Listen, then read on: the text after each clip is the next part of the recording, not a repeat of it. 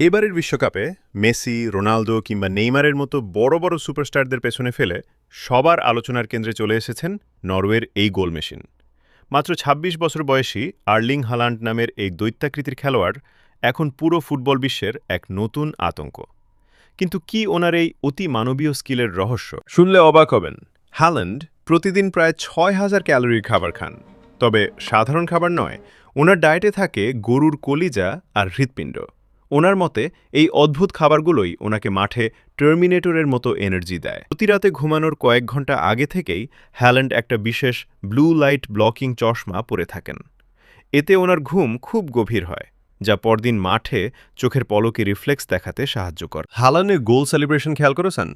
গোল করার পর উনি শান্ত হয়ে ধ্যান বা মেডিটেশন করেন, কারণ উনি বিশ্বাস করেন মানসিক শান্তি আর তীব্র ফোকাসই ফুটবল মাঠে দ্রুত সিদ্ধান্ত নিতে সবচেয়ে বড় অস্ত্র। বিজ্ঞান, কঠোর ডায়েট আর অবিশ্বাস্য শৃঙ্খলাই তৈরি করেছে এই গোল মেশিনকে। আপনার কি মনে হয়, হালান্ডই কি এই প্রজন্মের সেরা স্ট্রাইকার? কমেন্টে জানান।